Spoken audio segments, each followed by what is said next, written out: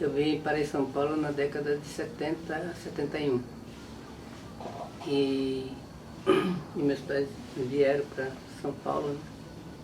E a gente praticamente viemos fugindo, né? Nessa ditadura mesmo. E a gente saiu fugindo e a gente conseguiu, né? Chegar aqui em São Paulo em 71, né? Onde eu fui para a Zona Sul, Parelheiros, e onde eu cresci, né? Na Zona Sul. E na época, quando chegamos na Zona Sul, era muito mato, né? A aldeia da Zona Sul era muito isolada, assim, distante da cidade, né? Na época ainda não tinha muita cidade, né? Porque era muito mato.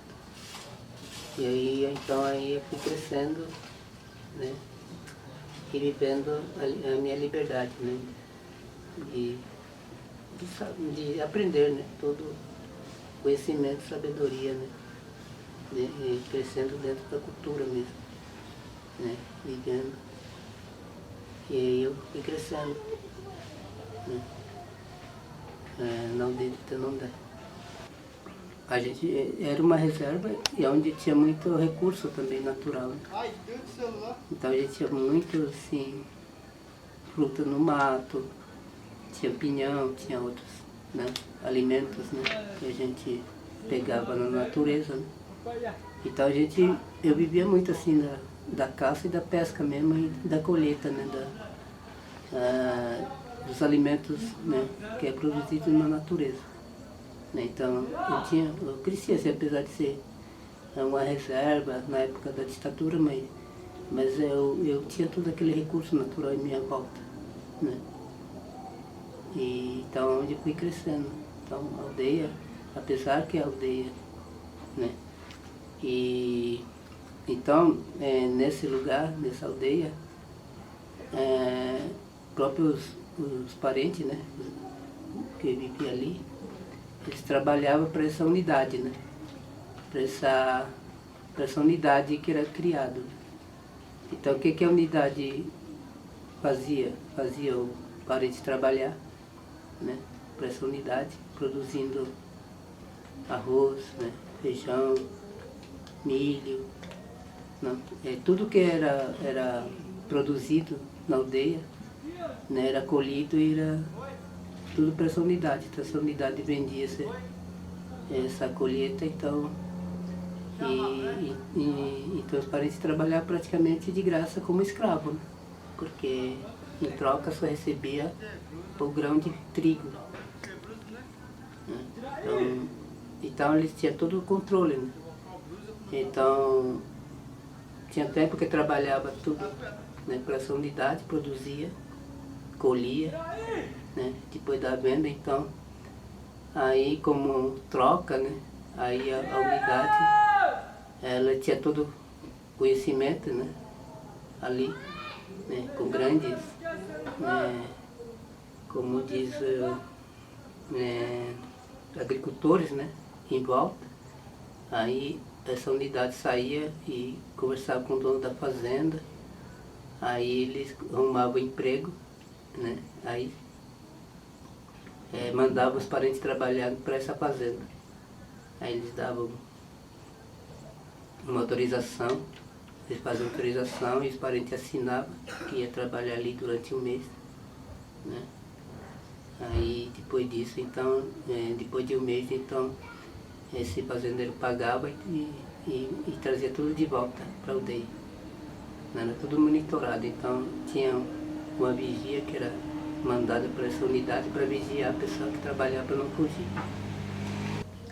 A demarcação ela começou em 87, né?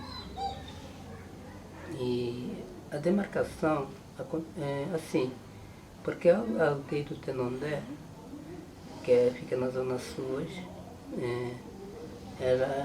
aquela terra lá era do japonês, né? Então quando na década de 60, 59, 60, teve um grupo que veio fugindo, né? Um grupo de Guarani, umas famílias Guarani, que veio fugindo mesmo dessa ditadura, né? Aí eles caminharam, né, vieram caminhando e chegaram em São Paulo. E aí foram ali, se alojar ali perto do Rio Pinheiros, né? Então na época o Rio Pinheiro conta os meus antepassados, meus avós, que na época o Rio Pinheiro era muito limpo. Então tinha peixe, tinha tudo. Aí a família Guarani encontraram esse rio, né? Porque a intenção da família Guarani era seguir a viagem, né? Passar ali, ficar um tempo ali, pescar, caçar, mas depois seguindo, né? Aí eles viveram ali na beira, né? E os tempos ali, fizeram uma casinha, né? Então pescavam ali, tomavam banho ali, né? E foi passando o tempo, aí um dia teve um japonês que tinha propriedade, né, naquele lugar ali. Aí ele sempre passava ali e ele via um grupo de Guarani, um grupo assim, vivendo ali na beira do Rio Pinheiro, perto do ponto de socorro. E aí então um dia ele resolveu chegar. Aí chegou lá e se apresentou e começou a conversar com os Guarani. Aí perguntou de onde que eles eram, a família, né, era. Aí os Guarani começaram a explicar, olha, nós subimos do Paraná, caminhando, e a gente está seguindo aí. E a gente passou por aqui, a gente viu o rio. E a gente percebeu que aqui tem muito peixe. E a gente resolveu dar uma parada aqui, né? Mas depois a gente vai seguindo adiante. Aí ficou ouvindo essa história toda, aí o japonês falou assim, olha, é o seguinte, eu tenho uma propriedade na Zona Sul, não é grande, mas não é pequeno. Se vocês quiserem ir para a minha propriedade, eu levo vocês. Aí as famílias Guarani aceitaram. Aí o japonês pegou e levou para a propriedade dele. Aí o japonês falou assim, aqui vocês podem viver, sossegado, ninguém vai mexer com vocês. Aí então as famílias Guarani começaram a viver ali, né?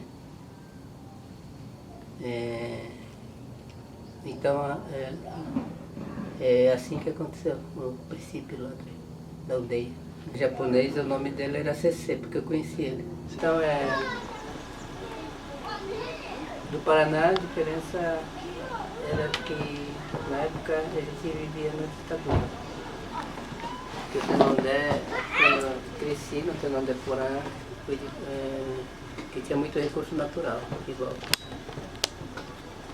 Então isso. Aí quando vim para Puaú, senti outra diferença porque a gente não tinha recurso natural, que a gente vivia praticamente no meio da cidade.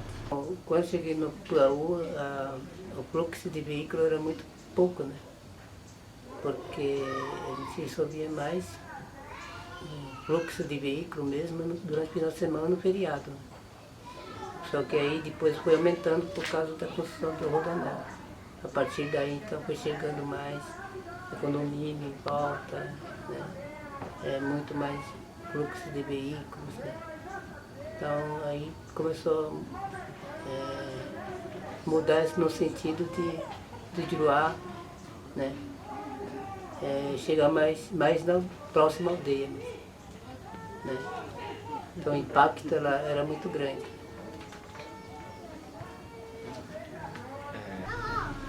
Né? E quando vim para cá, senti outra diferença, porque aqui está próximo do recurso também natural, tem muita natureza, né? Então cada lugar que eu passei eu senti essa diferença, né? Hoje aqui eu me sinto mais fortalecido espiritualmente, né? Então tem poucos barulhos, não há muito barulho, então isso ajuda muito, né? Na questão da espiritualidade. Não tem muito impacto, né?